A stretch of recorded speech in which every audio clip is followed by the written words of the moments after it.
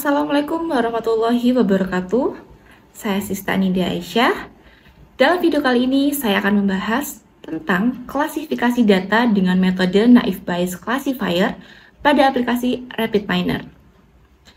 Naive Bayes sendiri adalah salah satu algoritma klasifikasi yang menggunakan konsep atau teori probabilitas. Nah, sekarang kita lihat nih, bagaimana teori probabilitas ini digunakan pada algoritma Naive Bayes sehingga dia bisa menghasilkan data. Pada metode Naive Bayes ini, model yang dihasilkan adalah berupa model peluang atau probabilitas tadi. Misal nih, saya punya contoh dataset seperti ini. Nah, ini adalah contoh dataset sederhana yang saya ambil dari materi perkuliahan kemarin.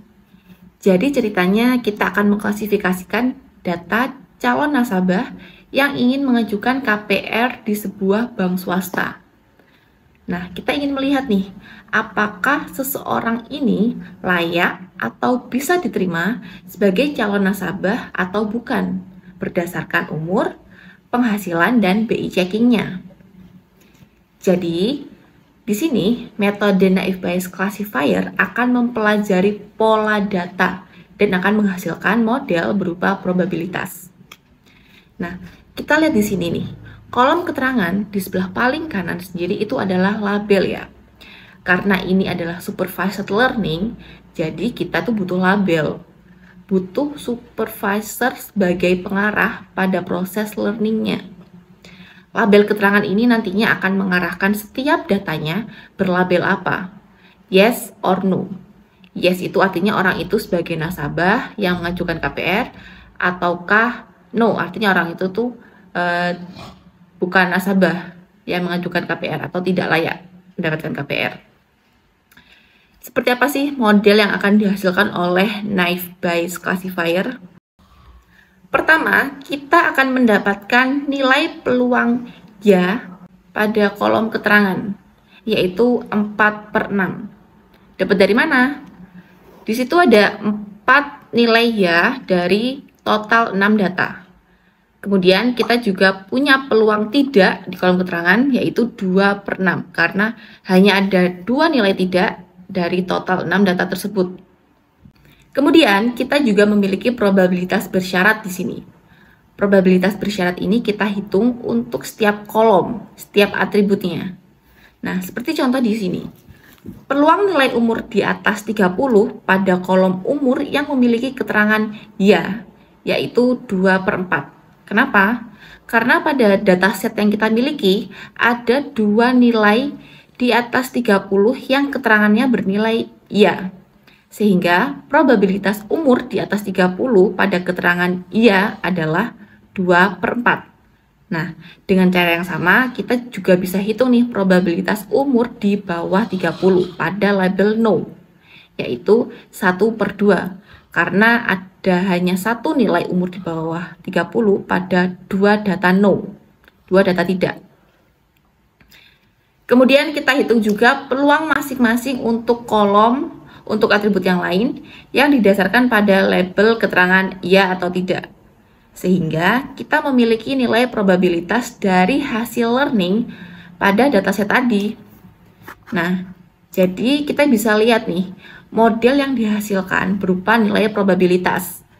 Nah, karena sekarang kita sudah memiliki model dari hasil learning dataset tadi, kita bisa pakai model ini untuk mengklasifikasikan data baru. Misal, ada data baru, ada nasabah baru, ini orang baru bernama Dian, usianya di atas 30, dengan penghasilan sedang dan BI check-nya baik. Nah, sekarang kita mau klasifikasi nih, Dian ini kira-kira dia itu nasabah yang layak dapat KPR atau tidak? Yes or no? Kita hitung dulu berapa kemungkinan Dian ini masuk ke kelas iya. Caranya gimana?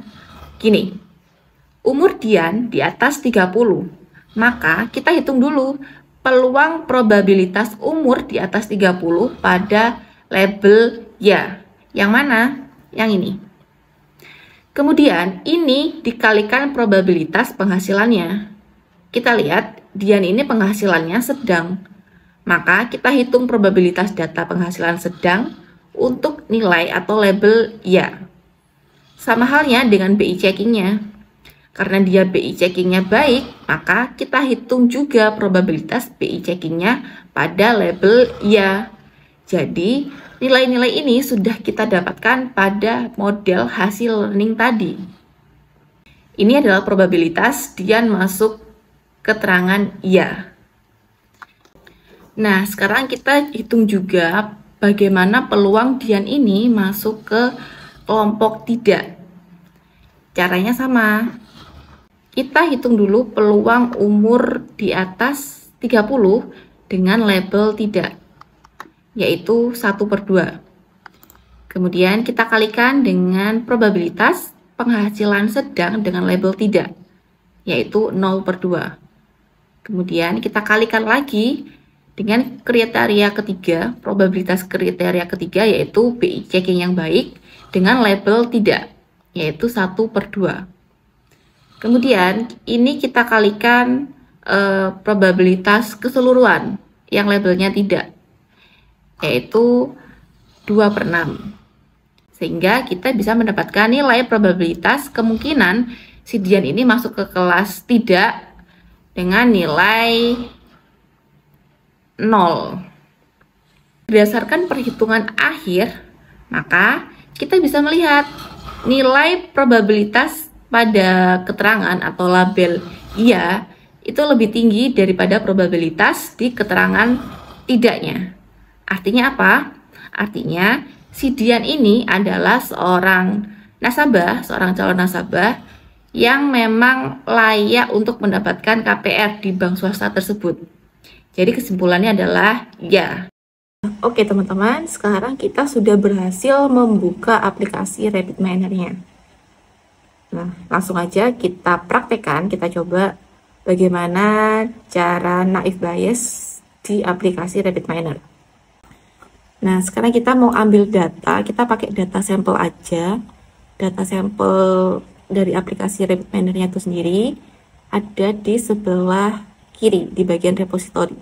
Kita klik bagian sampel, kemudian ada folder data di situ. Kemudian kita ambil yang data deals. Kita geret, kita drag down ke kanvasnya. Ini adalah data sampel, ini namanya dataset. Datasetnya namanya deals. Kemudian kita juga ada data test. Kita drag lagi ke kanvasnya. Kemudian kita lihat dulu nih isinya data deals ini apa. Kita mainkan. Kita memiliki dataset sejumlah 1000 example, 1000 contoh dataset. Nah, dataset yang kita punya ini adalah dia mempunyai 4 kolom ya. Ada kolom future customer yang berupa label, kemudian ada umur, age, gender, jenis kelamin, dan metode pembayaran alias payment method. Sekarang kita mau cek data tes kita seperti apa. Kita tarik garis ke result, kemudian kita klik tombol play. Nah, ternyata data tes ini tadi jumlahnya 500 data. Jadi separuhnya dari data set kita yang tadi. Dan data uji kita, data tes ini berbeda dengan data set yang tadi. Jadi ini adalah dua data yang berbeda. Karena kita akan menggunakan metode naif Bayes, jadi kita pilih di operator ini, kita ketikkan aja naif Bayes. Nah, ini adalah operatornya. Kita tarik, masukkan ke kanvas di sini. Kemudian kita sambungkan dataset kita tadi ke naif Bayes-nya. Nah, dari sini naif Bayes ini akan mempelajari pola data di dataset deals itu tadi. Kemudian di bagian operator kita klik apply model. Kita masukkan lagi operator baru yaitu apply model. Kita geret ke kanvasnya. Kita sambungkan ke apply model. Kemudian dari data tes ini tadi juga kita sambungkan ke apply model. Dari diagram ini, dari gambar ini kita bisa lihat bahwa kita mempunyai dataset berupa data deals. dari data deals ini tadi, kita menggunakan metode naive Bayes, sehingga dari proses ini kita akan membaca pola data dari dataset itu tadi. Nah, kemudian akan aplikasikan model ya berupa probabilitas. Sekarang kita mau lihat nih seberapa cerdas model naive Bayes yang kita miliki ini. Kita akan ukur dengan menggunakan operator performance. Ketik aja performance seperti ini. Kemudian kita sambungkan dari apply modelnya ke sini. Nah, ini adalah performance-nya. Performance ini artinya tingkat akurasi yang dihasilkan seperti apa. Kita tarik ke result, kemudian kita mainkan. Nah, bisa dilihat di sini ada kolom future customer, label data uji kita tadi, dan di sebelahnya ada kolom prediction dari future customer.